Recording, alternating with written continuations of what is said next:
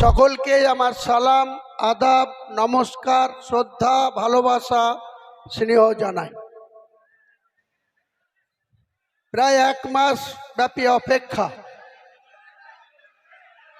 আপনারা জানেন যে গত 4 ডিসেম্বর আমাদের রাজ্যের মাননীয় মুখ্যমন্ত্রী, তৃণমূল দলের চেয়ারপারসন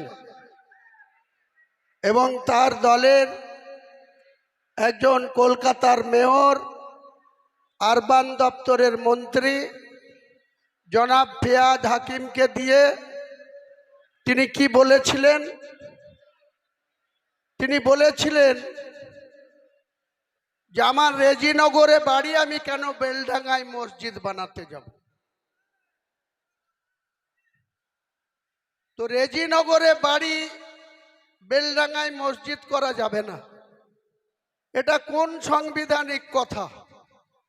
কোন মুসলিমের কোরআন হাদিসের কথা? ভারতবর্ষের যে কোনো প্রান্তে মুসলমান তার নামাজ আদায় করার জন্য আল্লাহর ঘর মসজিদ বানাতে পারে, পারে কি পারে না? তাহলে এই যে ক্রস মুসলিম, ক্রস কেন বলছি? এই জনাব ফিয়াদ হাকিমের বাবা বাড়ি ছিল বিহারের গয়াতে। ওনার মা ছিল একজন হিন্দু রমণী, হিন্দু মহিলা। তিনি আর পৃথিবীতে নেই, মৌলানা আজাদ কলেজের অধ্যাপিকা ছিলেন। তাহলে মা হিন্দু, বাবা মুসলিম, ওই জন্য ক্রস বললাম। অর্ধেক মুসলমান, অর্ধেক হিন্দু। তিনি আমাকে সাসপেন্ড করার সময় এই মুর্শিদাবাদ জেলার একজন মন্ত্রী, যার কোনো কাজ নাই, কোনো ফাইল ইনিশিয়েট করতে পারেন না, তার দপ্তরের মাথায় বসে আছেন মাননীয় মুখ্যমন্ত্রী স্নেহধন্য অরূপ বিশ্বাস মহাশয়, পাওয়ার মিনিস্টার। তার এমওএস আছেন আকরুজ্জামান। আমি একবার আমার এক নিকট আত্মীয়,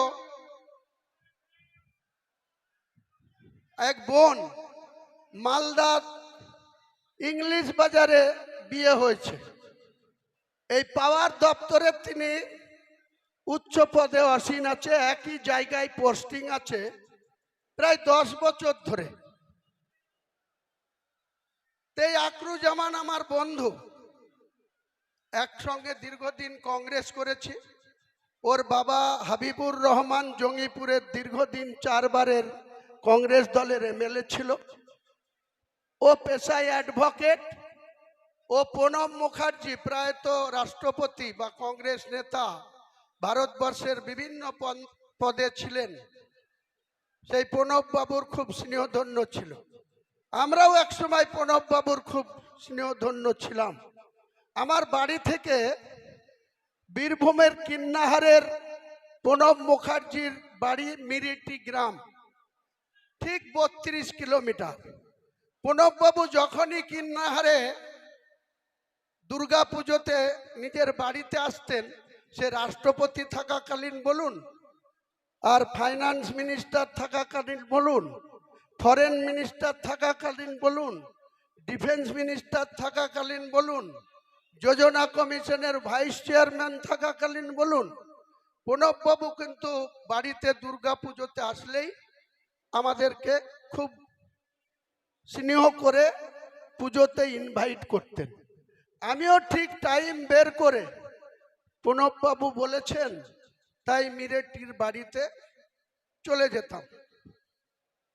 এত আন্তরিকতা ওনার ছিল।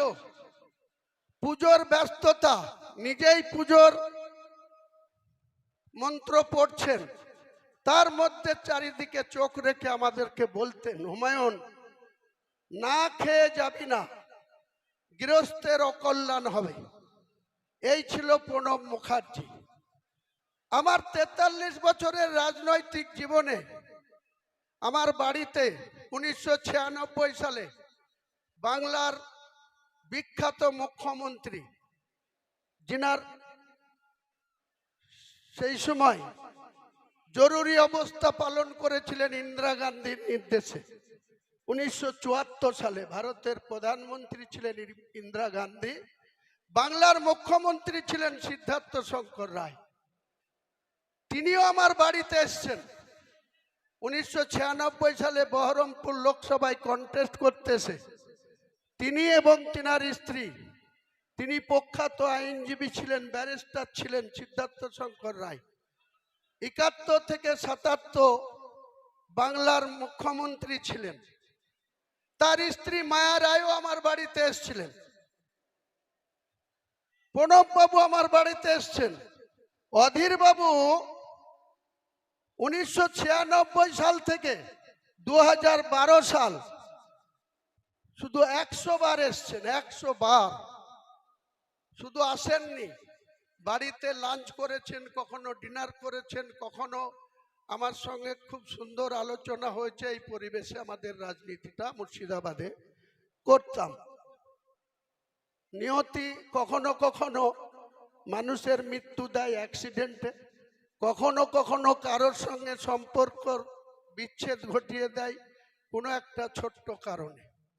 তাই অধীর বাবুর পারিবারিক কিছু সমস্যার সম্মুখীন হয়ে আমাকে 2012 সালের 16ই নভেম্বর, যেদিন কংগ্রেস দলটা ছেড়েছিলাম, সেদিন আমি কংগ্রেস দলের 5টা পোস্ট হোল্ড করতাম।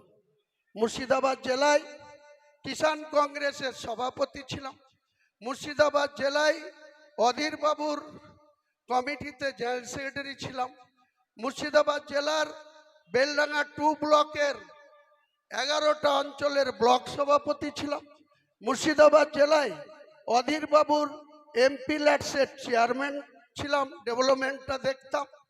এছাড়াও পিসিসির সদস্য সহ অনেক পোস্ট হোল্ড করেছিলাম।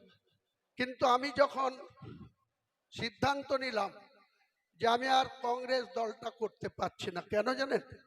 অধীর বাবুর বাড়ির লোকরা আমাকে জাত তুলে অপমান করেছিল, জাত তুলে কথা বলেছিল। আমি অধীর বাবুকে বলেছিলাম, আমি এক কথা শুনতে রাজি নই। আপনি কংগ্রেসের দলের সভাপতি, এমপি, আমি কংগ্রেসের নির্বাচিত এমএলএ, এতগুলা পোস্ট হোল্ড করে আছি। আমি নিঃস্বার্থে মানুষের জন্য রাজনীতি করি। আমার টাকার প্রয়োজন, সেটা ব্যবসা করে রোজগার করি। কারোর সঙ্গে মিথ্যাচার করে কোনো পয়সা কোনো দিন রোজগার করিনি। ছোট থেকেই ব্যবসা করেছি, পড়াশোনা চালাতে চালাতে ব্যবসা করেছি। আমি আমার বাবার 5 সন্তান, আমাদের 3টে বোন, 5টা ভাই, আমি ছোট। তো আমরা কোনোদিন জীবনে অন্যায় জেনে বুঝে করিনি, কখনো অজান্তে হতে পারে। মহান আল্লাহ তাআলা সেটা দেখেন, তিনি নিশ্চয়ই ক্ষমা করবেন, তিনি শাস্তি দিলে দেবেন।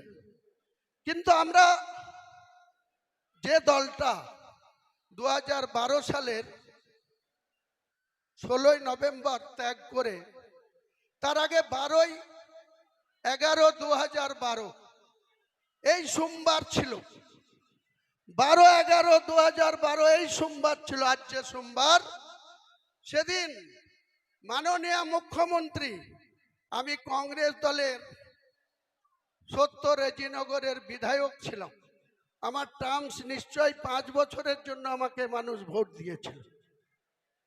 মুকুল রায়ের মাধ্যমে রাইটার্স বিল্ডিং এ সেদিন মমতা বন্দ্যোপাধ্যায় আমাকে